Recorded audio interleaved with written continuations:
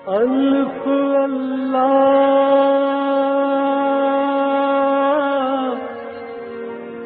چمبے دی بوٹی میرے من وچ مرشد لائی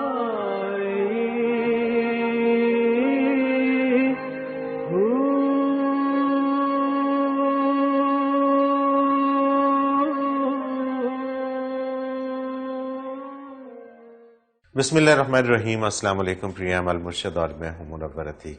ناظرین محترم، آپ کے سوالات اور رہنمائی کے لیے ہمارے ساتھ موجود ہمارے بہت ہی محترم جناب حضرت امیر محمد اکرم افغان صاحب۔ آپ سلسلہ نقشبندیہ اویسیہ کے شیخ ہیں، مترجم قرآن ہیں، مفکر قرآن ہیں، شاعر ہیں، ادیب ہیں، بہت سے حوالے ہیں آپ کے تعارف کے۔ حضرت جی بہت شکریہ، آپ نے وقت دیا، اور حسب معمول صاحب سے پہلے چونکہ رمضان بھی چل رہے تو ٹاپک کی طرف آتے ہیں۔ ارشاد باری تعالیٰ ہے کہ روزہ میرے لیے ہے اور میں ہی اس کا اجر دوں گا۔ عبادات میں سے صرف روزے ہی کے لیے یہ خاص ارشاد کیوں فرمایا گیا؟ الحمدللہ رب العالمین والصلاۃ والسلام علی حبیبہ محمد وآلہ وصحبہ اجمعین۔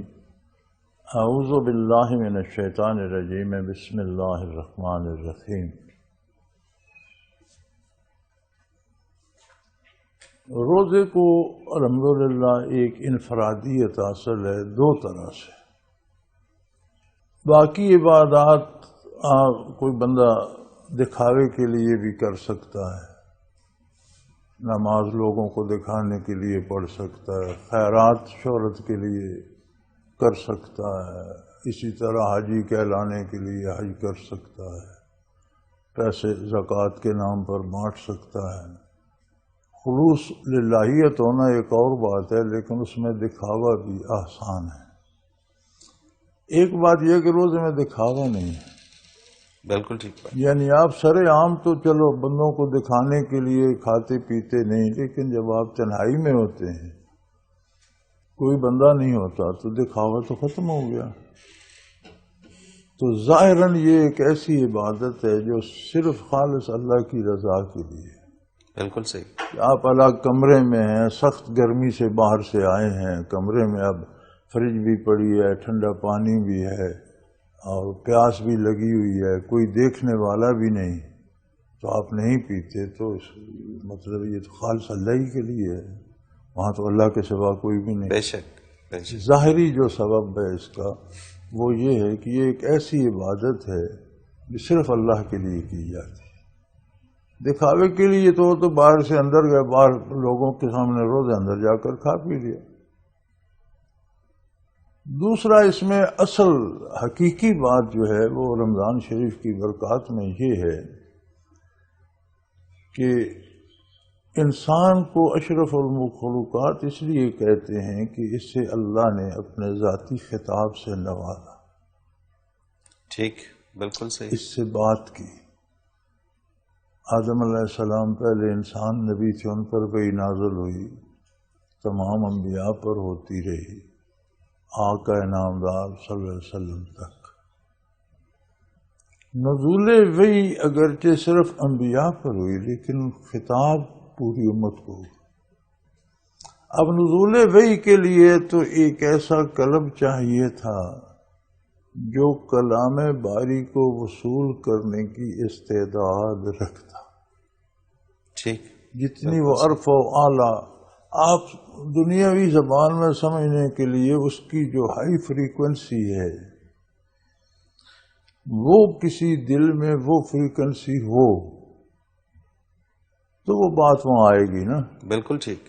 اگر وہاں فریکوینسی بہت ہائی ہے، یہاں بہت لو ہے تو میچ نہیں کریں گے۔ میچ نہیں کرے گی۔ بالکل صحیح۔ وہ جو فریکوینسی ہے جو کلام باری کو وصول کرتی ہے، وہ اسے شریعت میں نبوت کہتے ہیں۔ سبحان اللہ، سبحان اللہ۔ یعنی اللہ کے منتخب بندوں میں جنہیں اس نے نبی بنایا، ان کے قلوب میں قبولیت کی وہ استعداد رکھی کہ وہ کلام باری کو وصول کرتے، اور پھر وصول ہی نہیں کرتے، وصول کرتے ہیں، سمجھتے ہیں، پھر بیان کرتے ہیں اور سمجھاتے ہیں۔ سبحان اللہ، سبحان اللہ، بے شک بے شک۔ اب کلام باری ہمارے پاس قرآن مجید 30 پارے ہیں، اتنی مفصل کتاب کسی امت پہ نازل نہیں ہوئی۔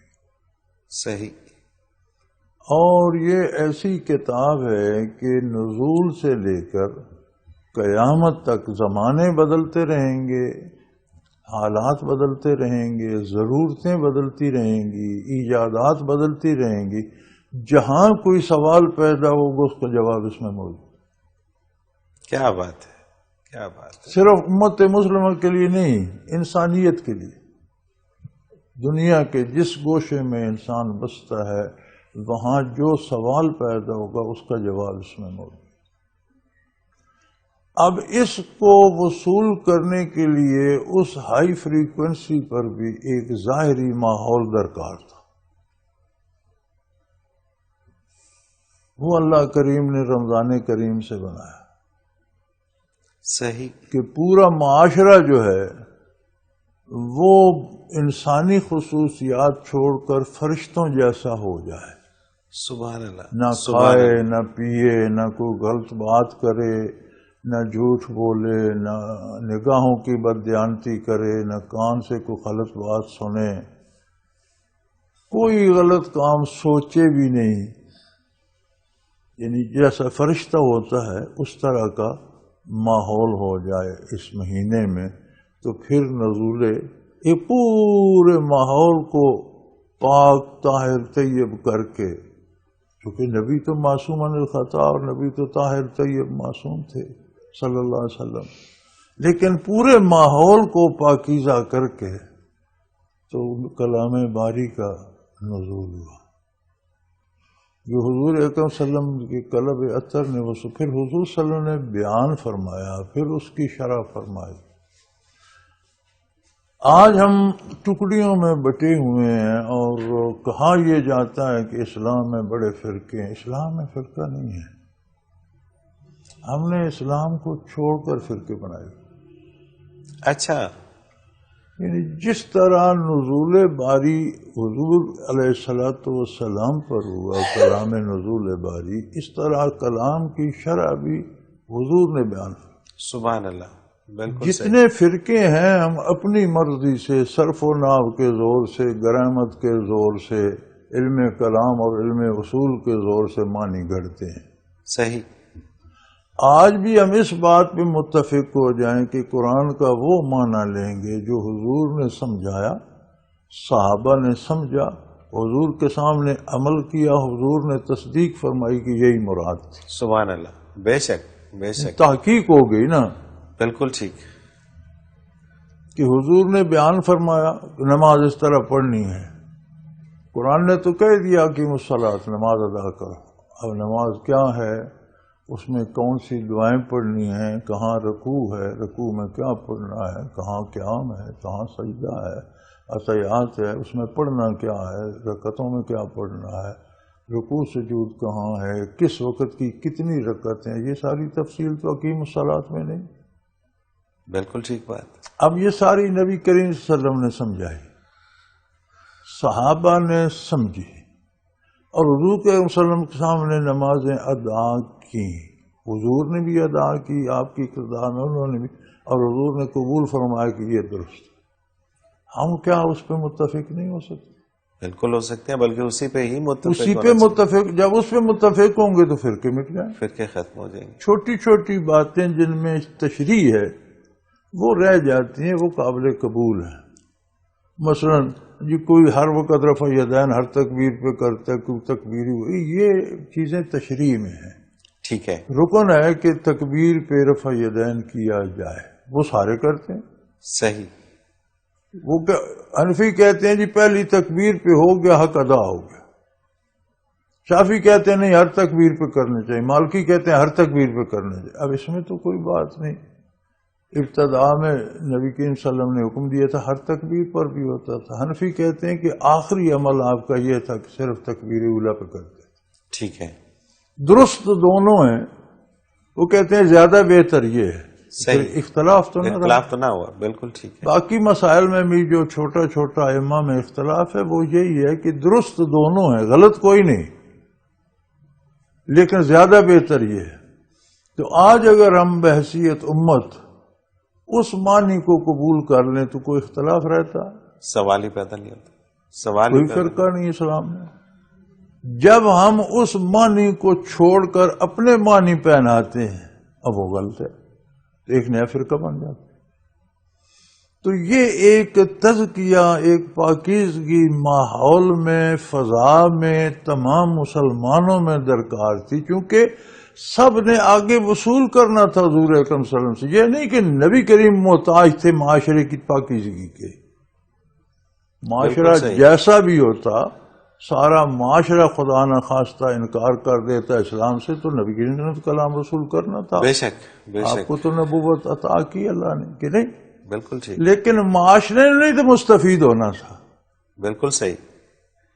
کلام صرف نبی کے لیے تو نہیں تھا، کلام تو امت کے لیے تھا، اور امت قیامت تک ہے. تو معاشرے کو بھی تو وہ ایک پاکیزگی چاہیے تھی کہ جو نبی کریم صلی اللہ علیہ وسلم سے وصول کر، وصول کرتا، وہ فریکوینسی اس کے اندر، وہ فریکوینسی اس میں آئے. آج ہم وہ معنی قبول کیوں نہیں کرتے؟ ہماری وہ فریکوینسی خراب ہو گئی، خراب ہو گئی ہے. بالکل صحیح. ہمارا کردار بگڑ گیا، ہمیں صداقت نہیں رہی، ہم حلال نہیں کھاتے، ہم سچ نہیں بولتے. بالکل صحیح بات ہے. ہم ماننے کی بجائے اپنی منوانا چاہتے ہیں. ہر بندہ اپنی رائے کو دین کہتا ہے، اس لیے ہم بکھرے ہوئے ہیں. تو یہ جو تھا کہ پورا معاشرہ محض اللہ کی کلام کو قبول کرنے کے لیے ایک ملکوتی ماحول پیدا کر لے، فرشتوں جیسا ہو جائے. صحیح. یہ خصوصیت رمضان کی رمضان شریف کو ملی اور خالص اللہ کے لیے تھی. بالکل صحیح. تو ان دونوں وجہ سے اللہ کریم نے فرمایا کہ الصوم لی، روزہ میرے لیے. بے شک. روزے سے بندے کی جو مراد ہوتی ہے وہ میری رضا، سبحان اللہ، میرے سبحان کلام کو سمجھنے کی استعداد، اپنی فریکوینسی کو پالش کر کے اس قابل بنانا کہ میرا کلام میرے نبی سے وصول کر سکے. تو یہ سارا محض میرے لیے، اس میں دکھاوا کوئی کچھ نہیں ہے. اب اس کا انعام کیا ہوگا وہ میں جانوں، میں خود ہوں. بے شک بے شک. بالکل صحیح. تو دونوں پہلوؤں سے، دنیاوی اعتبار سے بھی، دینی ظاہری اعتبار سے بھی، باطنی اعتبار سے بھی، مادی اعتبار سے بھی، روحانی اعتبار سے بھی، دونوں طرح سے اس میں یہ حکمت الہی ہے کہ اس دونوں طرح سے اس کا تزکیہ، پاکیزگی، صفائی ہوتی محض اللہ کے لیے. بے شک بے شک. بالکل ٹھیک. اس لیے یہ حدیث قدسی ہے کہ روزہ تو میرے لیے ہے، اس کا بدلہ میں ہوں. صحیح. اب اس کا انا اجزی بھی، اس کا اجر میں دوں گا. اب کتنا دوں گا یہ میرا معاملہ. بالکل صحیح بات ہے، بالکل ٹھیک بات. حضرت جی مجھے ایک بریک پہ جانا ہے اور کافی سارے سوالات ہیں رمضان شریف کے حوالے سے ہی، جب بریک سے واپس آئیں گے تو وہ شامل کریں گے.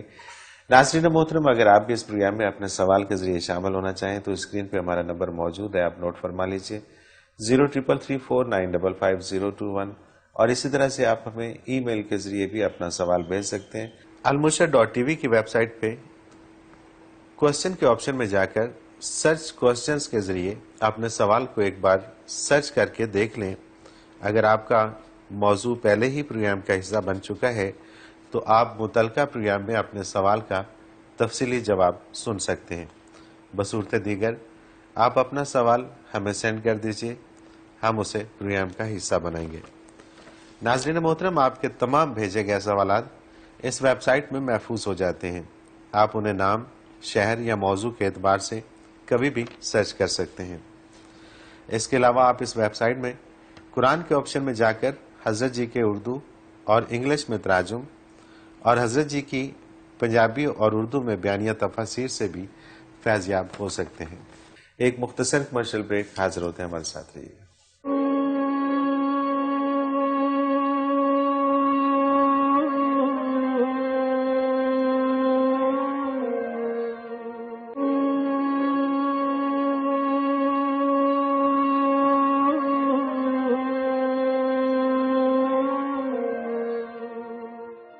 پریا میں ایک بار پھر خوش آمدید ناظرین محترم. آپ کے سوالات اور رہنمائی کے لیے ہمارے ساتھ موجود ہمارے بہت ہی محترم جناب حضرت امیر محمد اکرم اعوان صاحب. حضرت جی سوالات کا سلسلہ شروع کرتے ہیں. ڈاکٹر عائشہ ستوت ہیں لاہور سے. کیا روزہ ٹوٹ جانے کے بعد بھی اس کا احترام لازم ہے؟ بسم اللہ الرحمن الرحیم. روزہ ٹوٹ بھی جائے بیماری کی وجہ سے یا کسی عذر کی وجہ سے تو بھی اس کا احترام لازم ہے. صحیح. یا بیماری کی وجہ سے روزہ رکھ ہی نہیں سکتا پھر بھی اس رمضان کا احترام ہے علاجگی میں کھائے پیے بندوں کے سامنے نہیں. بالکل ٹھیک ہے. اس کا احترام اسی طرح سے لازم ہے. محمد ارشد ہیں جڑا والا سے. یہ کہتے ہیں اگر کوئی شخص روزہ رکھنے کی طاقت نہ رکھتا ہو تو کیا وہ دوسروں سے روزے رکھوا سکتا ہے؟ وہ فدیہ دے. فدیہ دے. جو قرآن کریم نے اصول بتایا وہ کیوں نہیں کرتے؟ ٹھیک ہے. اور وہ بڑا آسان اصول ہے کہ جس معیار کا بندہ ہے 2 وقت کا 1 دن کا کھانا جتنا اس کا اخراجات ہیں یا ایک دن کا کھانا کسی غریب کو صبح شام کھلا دے یا اتنے پیسے کسی غریب کو دے دے. تو قرآن نے جو ذریعہ بتایا وہ کیوں نہ اختیار کیا جائے؟ بالکل صحیح. اپنی طرف سے ایجاد کرنے کی کیا ضرورت؟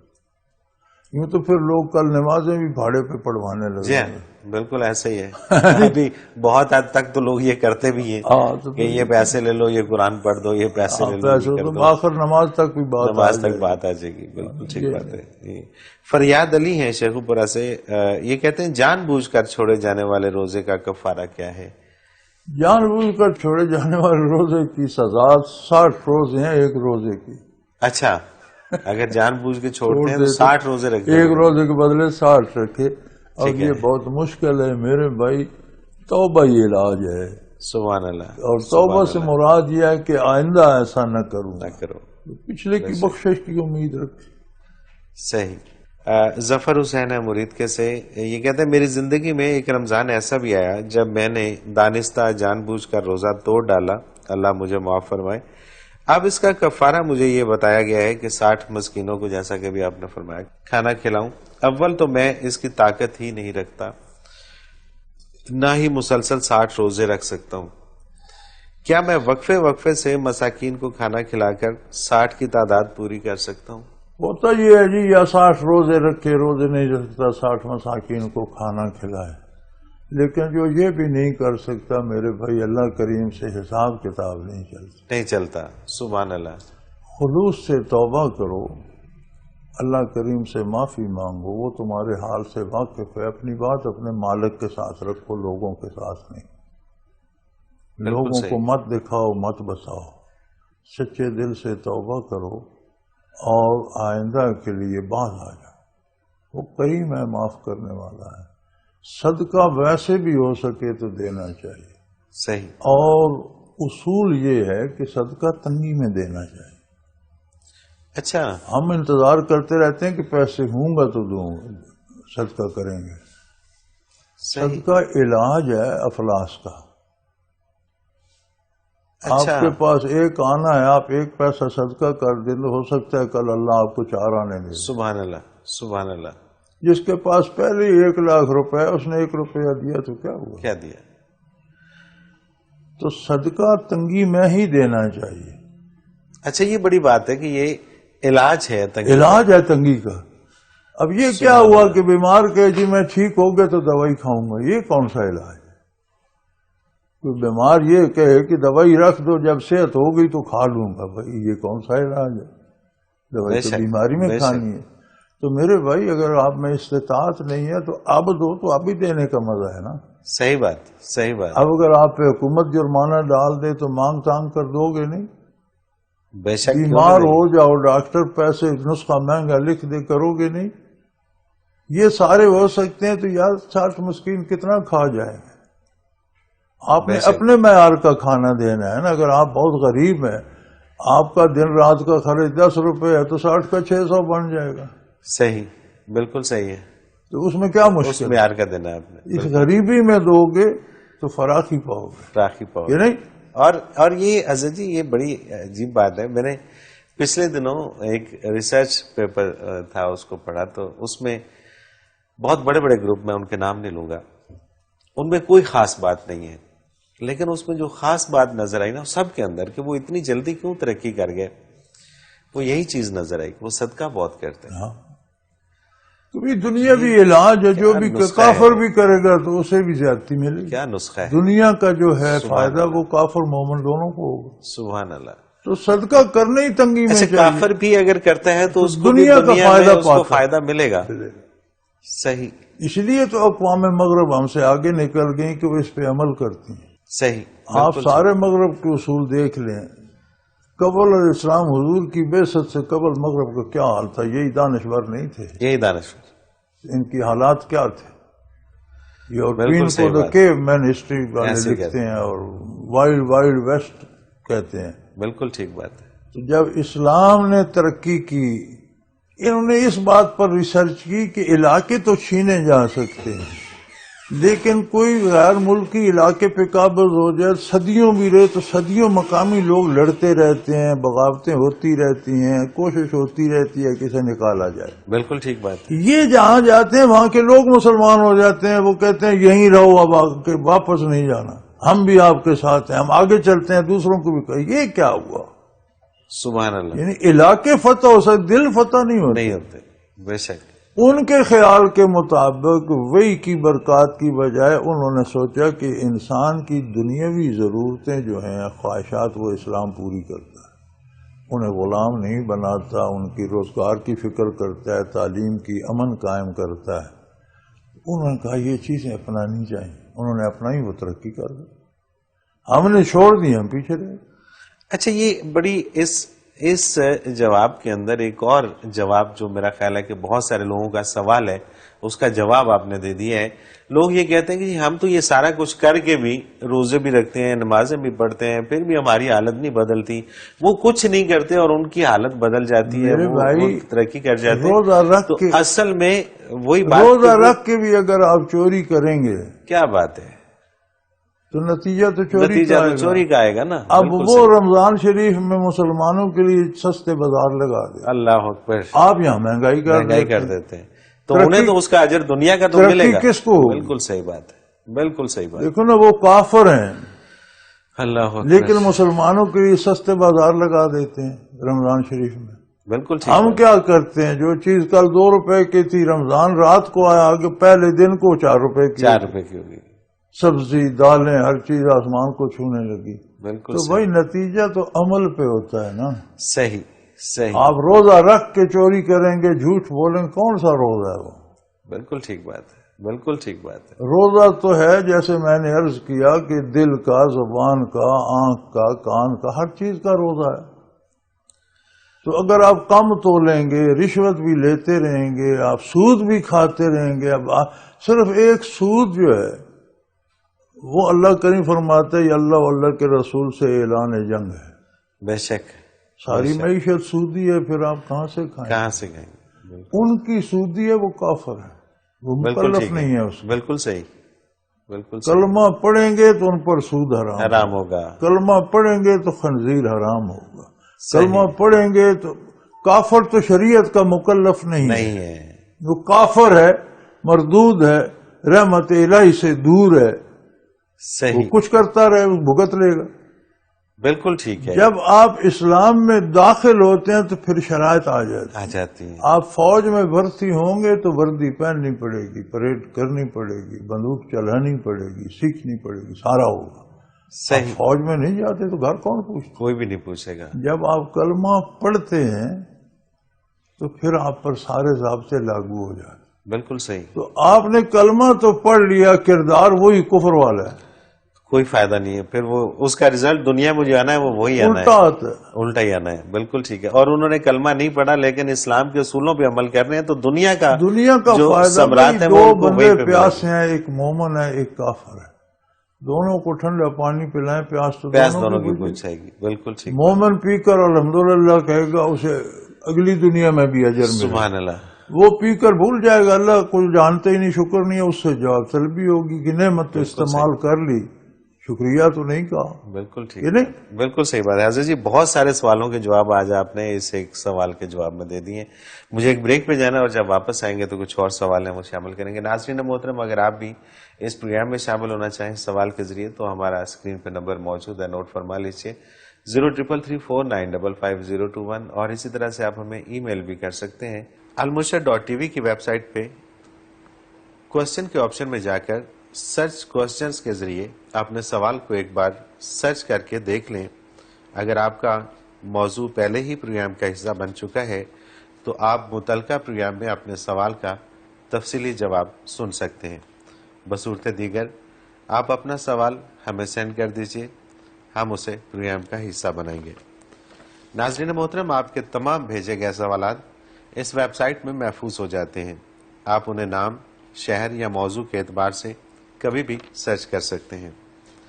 اس کے علاوہ آپ اس ویب سائٹ میں قرآن کے آپشن میں جا کر حضرت جی کے اردو اور انگلش میں تراجم اور حضرت جی کی پنجابی اور اردو میں بیانیہ تفاسیر سے بھی فیض یاب ہو سکتے ہیں. ایک مختصر کمرشل بریک, حاضر ہوتے ہیں, ہمارے ساتھ رہیے.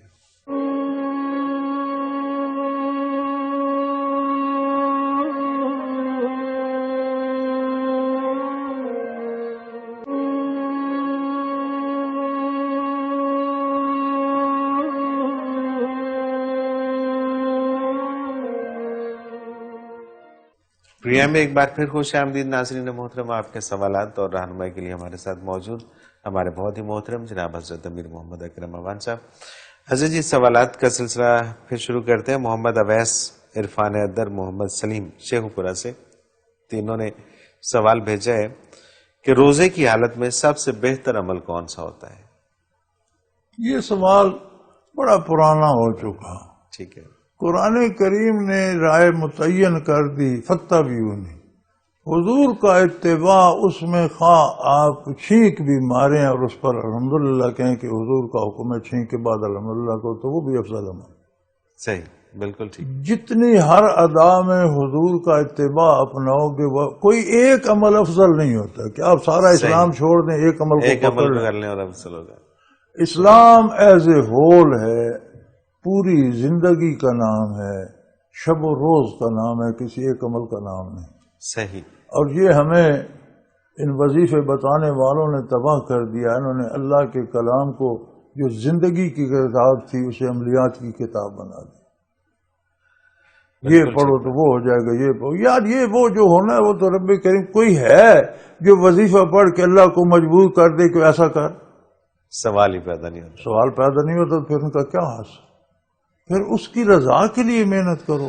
بے شک جو ہونا ہے وہ ہونا ہے.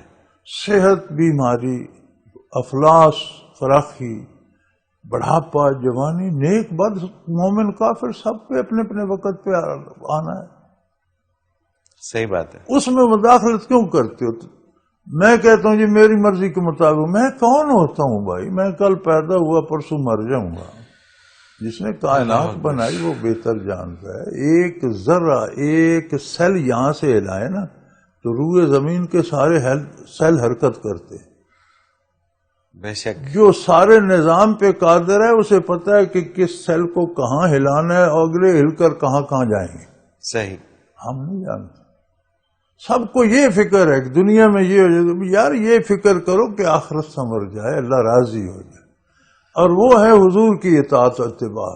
سبحان اللہ. کوئی ایک عمل ایسا نہیں, زندگی کو اتباع میں ڈال لیں, ہر عمل مقبول ہے. بے شک, بالکل ٹھیک, بالکل صحیح. دیکھیں نا, ہم آپ کہتے ہیں مغرب والوں نے اتنی تحقیق کی کہ وہ یہود کی ایک ان کی اسرائیل کی وزیر اعظم تھی خاتون, مجھے تو نام یاد نہیں رہا, ایک خاتون وزیر اعظم 5-10 سال پہلے رہی ہے جس کے زمانے میں لڑائی ہوئی تھی.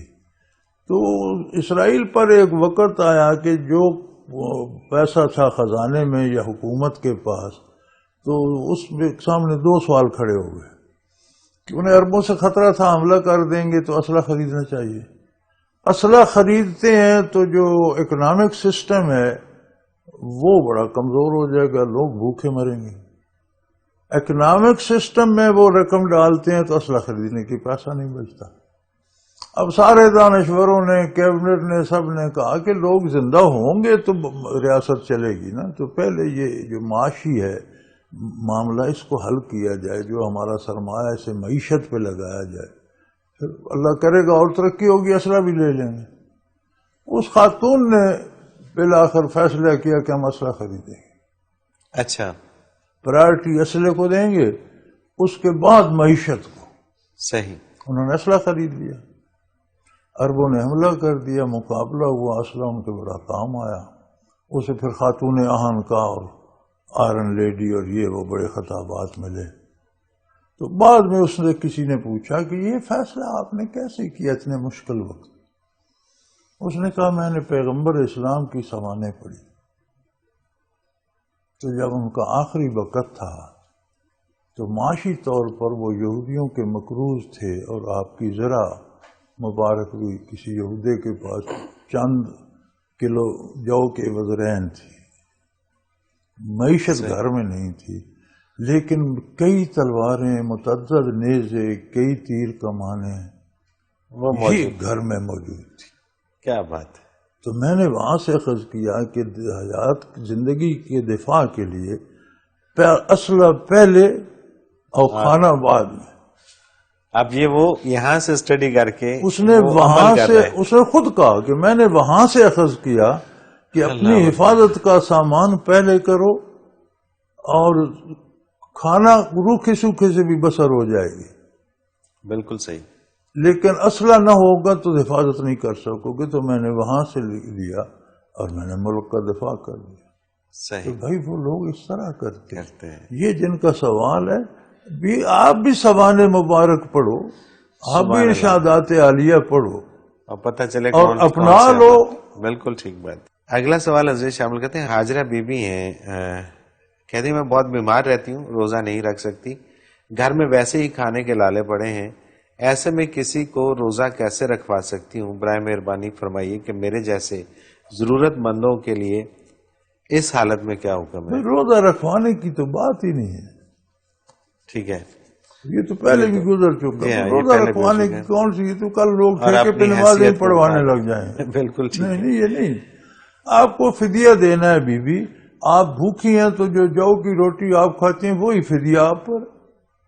ٹھیک ہے۔ اچھا، یہ بھی ایک نا عجیب سی بات ہے کہ لوگ یہ سمجھتے ہیں، اس کو تھوڑا کلیئر کر دیجئے گا۔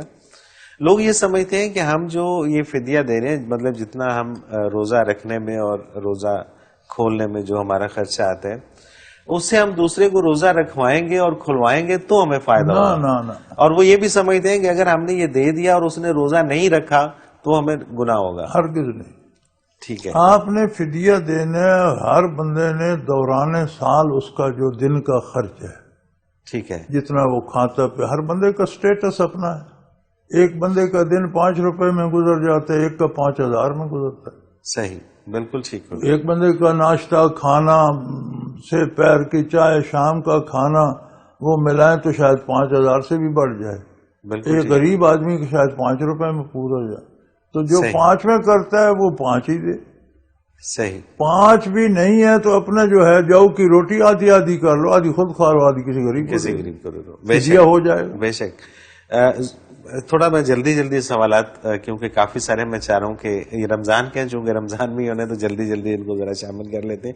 ذوالفقار علی ہیں چیچا وطنی سے، یہ کہتے ہیں کہ حضور نبی اکرم صلی اللہ علیہ وسلم کے مطابق روزہ کس چیز سے افطار کرنا چاہیے؟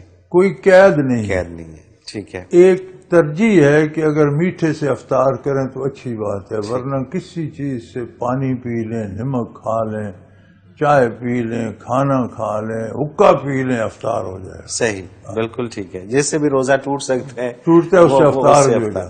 ترجیح یہ ہے کہ کوئی میٹھی چیز کھا لیں۔ وجاہت حسین سیالکوٹ سے، دوران روزہ اگر کسی وجہ سے روزہ دار بے ہوش ہو جائے اور مجبوراً روزہ توڑنا پڑے تو کیا اس کا بھی کفارہ دینا ہوگا؟ وہ توڑنا پڑے تو بعد میں قضا ہوگی، ایک روزہ رکھ لے، ٹھیک ہے، رمضان کے بعد انشاءاللہ وہ رکھ لے۔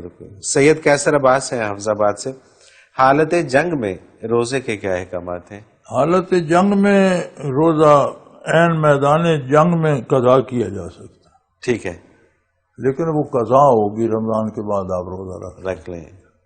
ٹھیک ہو گیا. محمد بشارت ہیں جڑاوالا سے، یہ کہتے ہیں کیا کہہ آنے سے روزہ ٹوٹ جاتا ہے؟ اگر منہ بھر کر کے آئے، ٹھیک ہے، جس میں آپ کو یہ سمجھ نہ آئے کہ ساری باہر نکل گئی ہے، یہ کچھ حصہ بچ کر اندر چلا گیا ہے، حلق سے باہر آ کر پھر اندر چلا گیا ہے، ٹھیک ہے، تو اس پھر سے اس سے روزہ ٹوٹ ٹوٹ جاتا ہے. جاتا ہے. چھوٹی موٹی آ جائے تو اس سے وہ نہیں جس سے یہ تسلی ہو کہ باہر ہی ہے، باہر آگے جو کچھ آیا باہر آ کے واپس اندر نہیں گیا. صحیح. تو بہت زیادہ کہ منہ بھر کے آئے نا تو اس میں کچھ باہر چلی جاتی، کچھ واپس اندر چلی جاتی، ٹھیک ہے، تو اس سے ٹوٹ جاتا. محمد جاوید ہیں ڈیرہ غازی خان سے، ایک مسافر کے لیے روزہ معاف ہے؟ یہ رہنمائی فرما دیں کہ کتنے میل یا کتنے کلومیٹر کے سفر میں کوئی شخص مسافر معاف نہیں ہے بچے، قضا کرنے کی اجازت ہے کہ رمضان اچھا، اس میں کوئی کلومیٹر یا کوئی؟ ہاں ہے، کلومیٹر ہے. آج کے حساب سے سفر جو ہے وہ اچھی بات ہے 50 میل ہو، ٹھیک ہے، نہیں تو کم از کم 45 میل 45 میل، جس پہ نماز بھی آپ کی قصر ہو جاتی ہے، اس پہ آپ روزہ قضا کر سکتے ہیں. ٹھیک ہے. لیکن قرآن کریم کہتے ہیں ان تصوموا خیر لکم، اگر تم رکھ سکو تو وہ بہت بہتر ہے.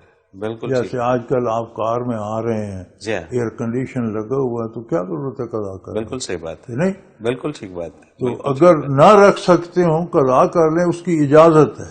صحیح. اگر آپ ایئر کنڈیشن میں بھی نہ رکھیں تو ظاہر ہے اجازت ہے آپ رمضان کے بعد رکھ لیں. لیکن روزے کا ایک بڑا عجیب بات یہ ہے کہ جو روز آپ چھوڑتے ہیں وہ پھر رمضان میں ادا نہیں ہوتا، اس کی ہمیشہ قضا غیر رمضان میں ہوتی ہے، کیونکہ جب رمضان آئے گا تو اس کے اپنے فرض ہوں گے. بالکل ٹھیک بات ہے، اور غیر رمضان میں بڑا مشکل ہو جاتا ہے، تو اس لیے مشکل کے علاوہ غیر رمضان کا وہ مزہ تو نہیں ہے نا، وہ ثواب بھی نہیں ہے جو رمضان کا، وہ ماحول نہیں ہوتا. تو لہذا کوشش کرنی چاہیے کہ نہ چھوٹے. بالکل ٹھیک. مجبوراً چھوٹ جائے تو اللہ کی طرف سے اجازت ہے کہ سفر میں نماز بھی قصر پڑے اور روزہ چھوڑ دے اور رمضان کے بعد قضا کر. صحیح، بالکل ٹھیک. خضر عباس ہیں لاڑکانہ سے، روزے کی حالت میں کیا دنیاوی غم میں روزے سے روزہ باطل ہو جاتا ہے؟ دنیاوی غم رونے سے دنیاوی غم میں رو یا آخرت سے رونے سے روزہ نہیں ٹوٹتا. ٹھیک ہے. راشد مناس ہیں ڈیرہ غازی خان سے، ہمارے ہمسائے میں ایک صاحب رہائش پذیر ہیں، ہمارے یہاں شدید گرمی پڑتی ہے اور وہ صاحب اس لیے رمضان میں ہل اسٹیشن پہ چلے جاتے ہیں. میرا سوال یہ ہے کہ دانستہ آسانی ڈھونڈ کر ٹھنڈے مقام پہ منتقل ہونے سے اجر میں کمی تو واقع نہیں ہوتی؟ جس کے پاس وسائل ہیں وہ جا سکتا ہے. محمد سلیم ہے خانوال سے، نماز کے لیے تو حکم ہے کہ جب بچہ 12 سال سے بڑا ہو جائے تو اسے ڈانٹ کر بھی نماز پڑھائی جائے، کیا روزے کے لیے بھی اس طرح کا کوئی عمل یا بچے وہ ترغیب کے لیے ہے، وہ فرض نہیں ہے کہ اسے خواہ مخواہ مجبور کیا جائے، ترغیب دی جائے. صحیح. اور مارنے سے مراد یہ نہیں کہ سوٹا لے کر پیچھے پڑ جاؤ، جھڑک چھڑک کر دبکا کر، یہ مراد ہے. بیسیکلی اس کو ترغیب دینا مقصد ہے. پیار سے دو بہت اچھی بات ہے، نہیں مانتا تو ذرا جھڑک کر بھی کہہ دو کہ نماز، تاکہ وہ جب بلوغت میں قدم رکھے تو اسے نماز آتی بھی ہو، اس کی عادت بھی. بالکل صحیح. تو اسی طرح بچے کو ایک آدھ روزہ 2 روزے 3 رکھوا دیں، جب وہ اس قابل ہو کے رکھ سکتا ہو تو اچھی بات ہے، آہستہ آہستہ عادی ہو جائے گا. صحیح، بالکل صحیح. حضرت جی کچھ سوال پھر بھی رہ گئے، لیکن پروگرام کا وقت اپنے اختتام کو پہنچ گیا. آپ کا بہت شکریہ، آپ نے وقت دیا. ناظرین محترم، اگر آپ بھی اپنے سوال کے ذریعے اس پروگرام میں شامل ہونا چاہیں تو اسکرین پہ ہمارا نمبر موجود ہے، آپ نوٹ فرما لیجیے 033349555021، اور اسی طرح سے آپ ہمیں ای میل کے ذریعے بھی اپنا سوال بھیج سکتے ہیں. almurshed.tv کی ویب سائٹ پہ کوشچن کے آپشن میں جا کر سرچ کوشچنز کے ذریعے اپنے سوال کو ایک بار سرچ کر کے دیکھ لیں. اگر آپ کا موضوع پہلے ہی پروگرام کا حصہ بن چکا ہے تو آپ متعلقہ پروگرام میں اپنے سوال کا تفصیلی جواب سن سکتے ہیں. بصورت دیگر آپ اپنا سوال ہمیں سینڈ کر دیجئے، ہم اسے پروگرام کا حصہ بنائیں گے. ناظرین محترم، آپ کے تمام بھیجے گئے سوالات اس ویب سائٹ میں محفوظ ہو جاتے ہیں. آپ انہیں نام، شہر یا موضوع کے اعتبار سے کبھی بھی سرچ کر سکتے ہیں. اس کے علاوہ آپ اس ویب سائٹ میں قرآن کے آپشن میں جا کر حضرت جی کے اردو اور انگلش میں تراجم اور حضرت جی کی پنجابی اور اردو میں بیانیہ تفاسیر سے بھی فیض یاب ہو سکتے ہیں. اس کے ساتھ ہی آج کے پروگرام کا وقت اپنے اختتام کو پہنچا. منور عتیق کو اجازت دیجیے. اللہ حافظ.